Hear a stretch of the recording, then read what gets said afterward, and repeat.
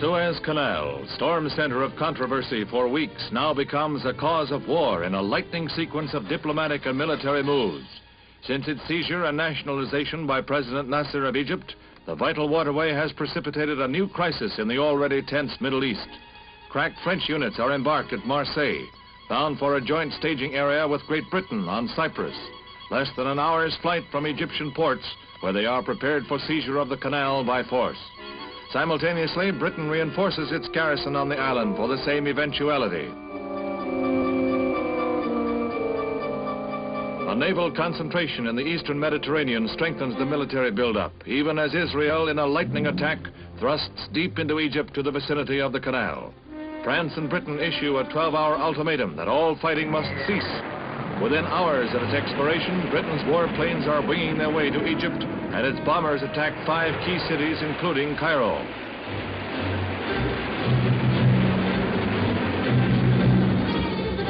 Following a Security Council veto by Britain and France of a United States motion for a ceasefire, President Eisenhower, after consultation with Secretary of State Dulles, makes a firm declaration of United States policy.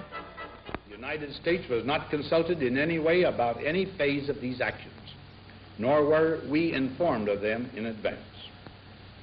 In the circumstances I have described, there will be no United States involvement in these present hostilities.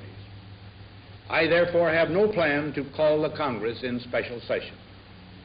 Of course, we shall continue to keep in contact with congressional leaders of both parties. It is our hope and intent that this matter will be brought before the United Nations General Assembly. There, with no veto operating, the opinion of the world can be brought to bear in our quest for a just end to this tormenting problem. In the past, the United Nations has proved able to find a way to end bloodshed. We believe it can and that it will do so again. The whole question is brought before an emergency session of the General Assembly, where it faces the bar of world opinion.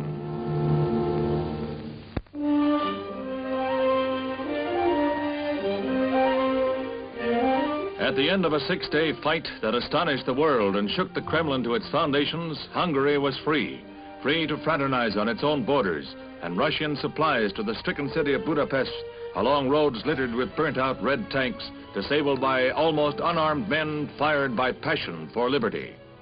Flaring swiftly from student demonstrations into open revolution, the pent-up hatreds of oppression sent Russian might reeling and forced withdrawal of the red yoke.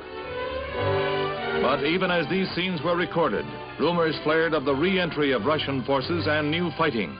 The beautiful city of Budapest, scarred by conflict, again faces a Russian onslaught, even before the debris of the fight for freedom is cleared from the streets.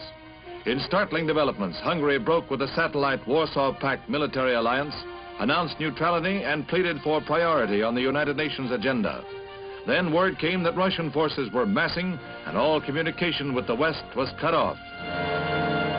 Hungary's newfound freedom is menaced before the martyrs of revolution go to their rest.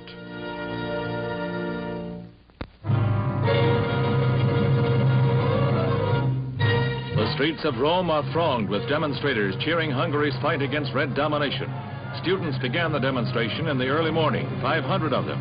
By midday, over 10,000 had joined the anti-communist protest. In nearly every major Italian city, similar demonstrations were staged. But in Rome, things got a little out of hand. When the crowd marched on Communist Party headquarters, police moved in to keep order. In a matter of minutes, the political demonstration dissolved into a non-political riot. It started with scuffles that quickly turned into slugfests. Through the heart of the city, the battle between students and police raged. No new thing in Italy, but perhaps by its very intensity, a measure of Rome's anti-communist fervor. From horses to horsepower, that's quite a switch for the Texas Ranger, who with his trusty steed and shooting iron long has kept law and order in the Lone Star State. But modern technology is catching up with the Old West, so now it's horses under the hood, and even old paint must admire his sleek new replacements. The cars are needed to pack the modern Ranger's arsenal of weapons, but horse is also part of the arsenal, gets a free ride to where the highway ends and the lone prairie begins. There's still a job for old paint with the Rangers. Horses take over where horsepower ends, for the Old West lives on.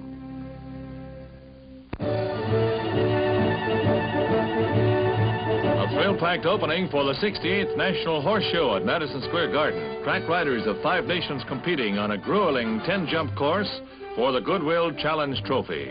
Perfect rides send 4 out of 15 into the jump-off. 1 from Mexico and ERA, 2 from Chile's team. Canada and the United States both eliminated.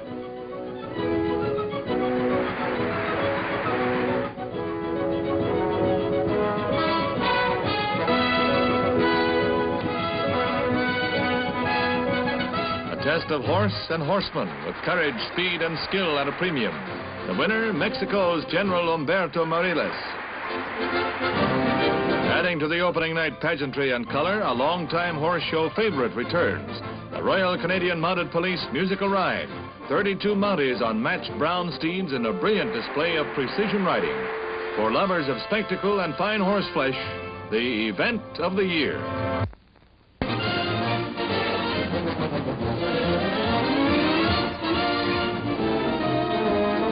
Hi. This is one of my favorite hobbies, astronomy. And this is my backyard observatory. Do you have a hobby? Well, if you do, you know it costs a lot of money and you've got to save for it. And I can't think of a better way of saving than with United States savings bonds. Your money returns $4 for every 3 when the bonds mature. Janet and I have made it a regular family habit. In fact, we've started our young daughter, Kelly Lee, with a $100 bond. That's how it is with most families. The kids start by buying savings stamps at schools. The older ones with jobs invest a little each month. Mothers and fathers can buy them regularly, either at the bank or through the payroll savings plan. Does your family have the bond buying habit? I hope so. Remember, you get back $4 for every 3 when the bonds mature. So why don't you all go out and buy a big stack full, huh?